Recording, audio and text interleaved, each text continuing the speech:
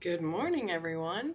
Welcome to my humble abode. You are joining me here on my yoga mat. It is 7:30ish in the morning. I am working from home.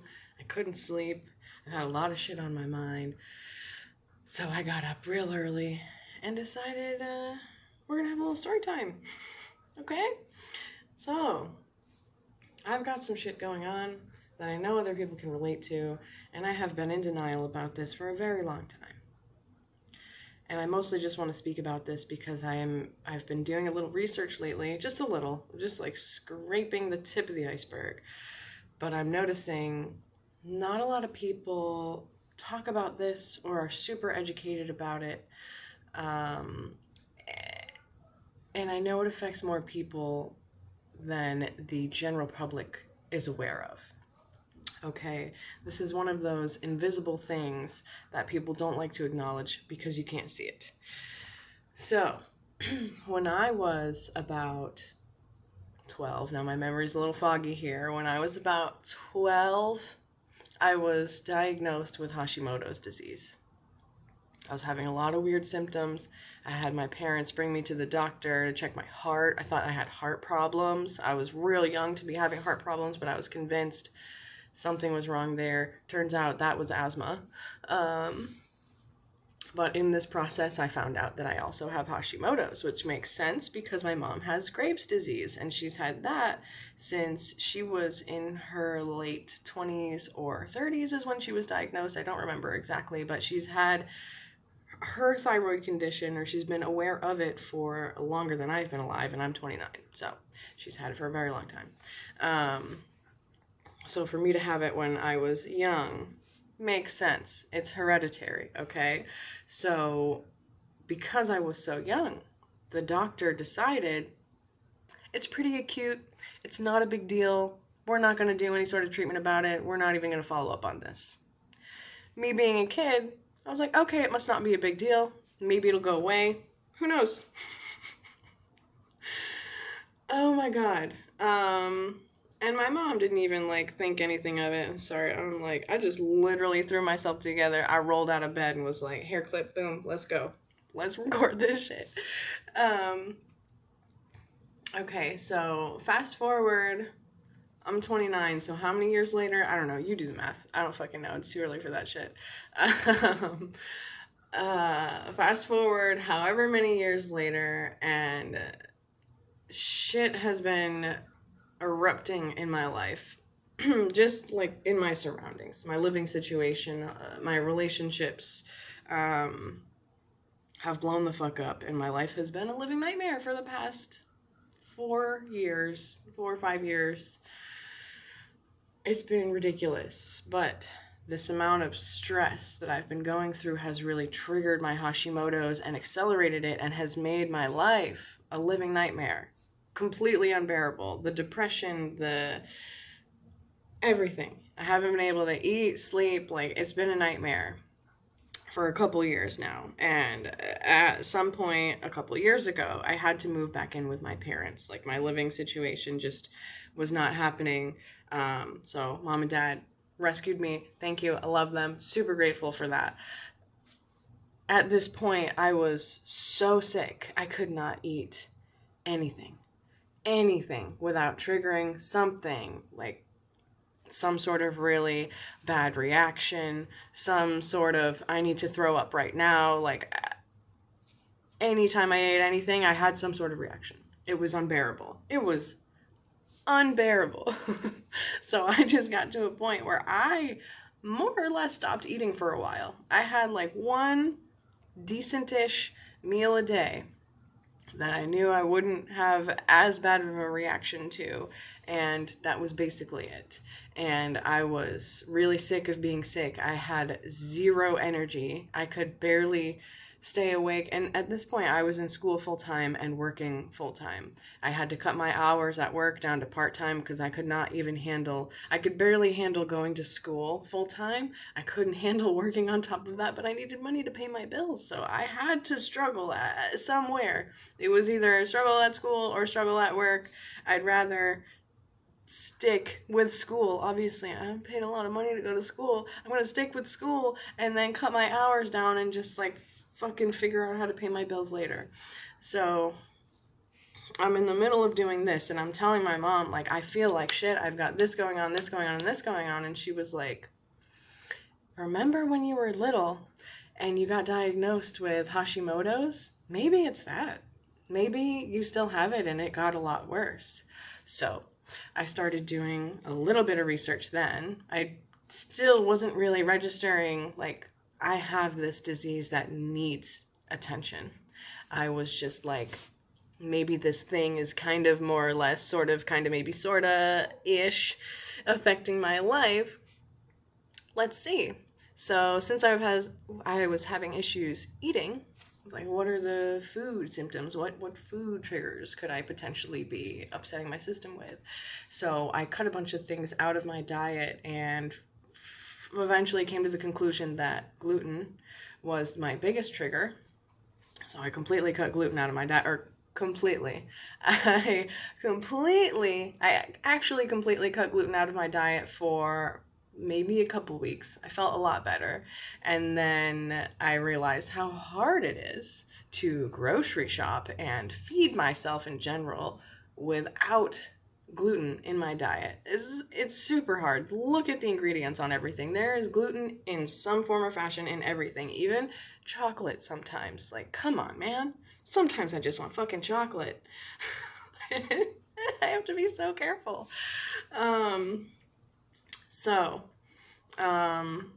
I was cheating with that for a long time. I was aware. Gluten, no. Gluten is a no. Still eating it sometimes. So I was still feeling like shit a lot. And it really affects my skin. It makes my skin break out. I'm all like irritated and inflamed.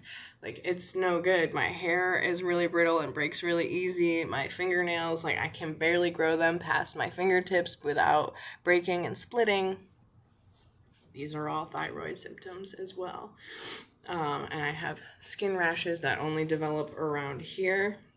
That could look like psoriasis, but I'm 100% convinced it is also related to my thyroid condition. But as of late, I have been, like, I finally got my own place, my living situation finally situated. I'm not living with a toxic romantic partner. I am not living with my parents.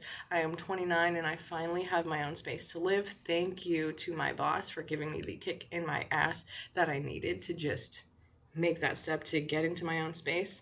Now, since I've been here, I was thinking in my head before I even got here, like, I'm going to have my own space. I'm going to have so much more time to myself because I'm not going to be commuting an hour to work, to and from work anymore. I'm going to be I only live 10 minutes from my job now.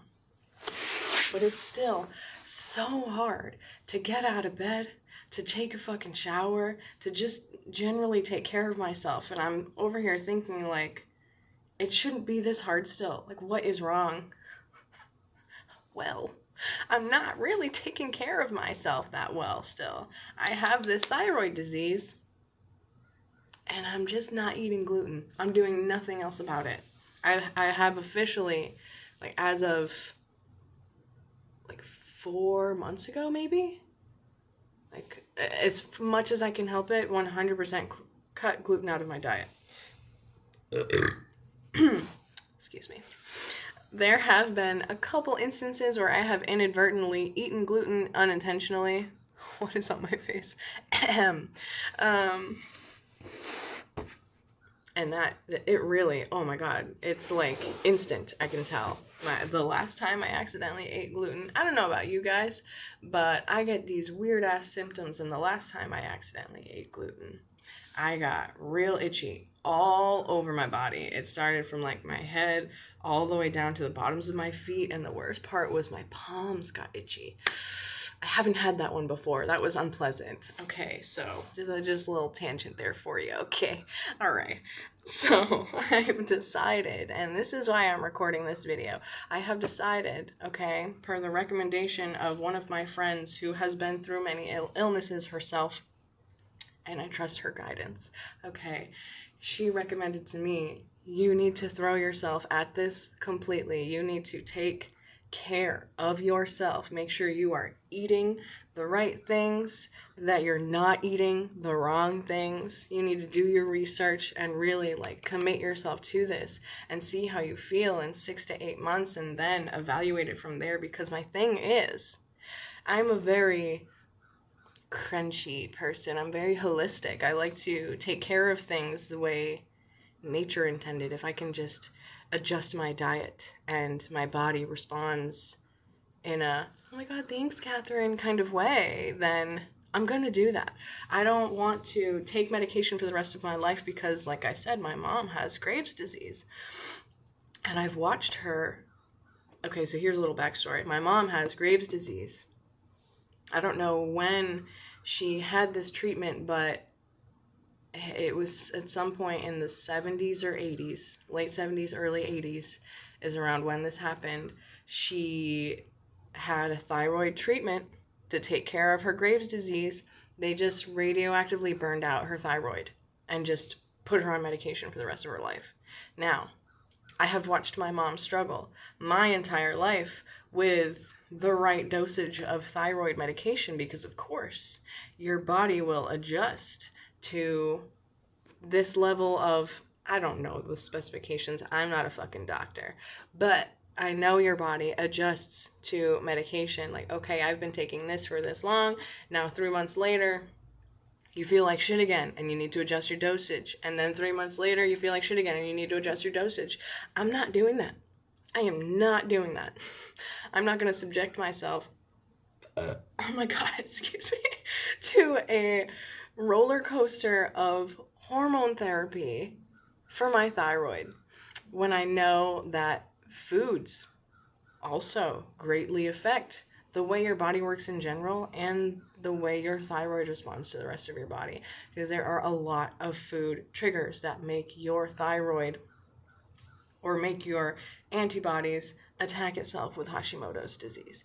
So my goal is, and I'm going to be posting a lot of videos about this, so you get to watch my journey. Come with me. It's an adventure for all of us, okay? So take a mental picture. What did Alec Baldwin do in fucking that Friends video? That Friends episode? I want to take a mental picture of us all. Click. See? Take a mental picture. This is what Hashimoto's looks like. Half-assing it. Now we're gonna go full ass. Gonna go for it. I'm waiting on a book to get here. A regimented cookbook with a meal plan set out for eating well for Hashimoto's and for autoimmune protocol. That's a new thing I learned. Autoimmune protocol. Okay, we're going to be putting that into practice. We're going to be implementing this meal plan and see what happens. I'm going to be adventuring into some new food territories that I'm not comfortable with. Salmon is a new thing that I tried recently. Still not super cool with it, but I know it's really good for my Hashimoto's. So we're going to be eating more salmon. That scares me. Okay.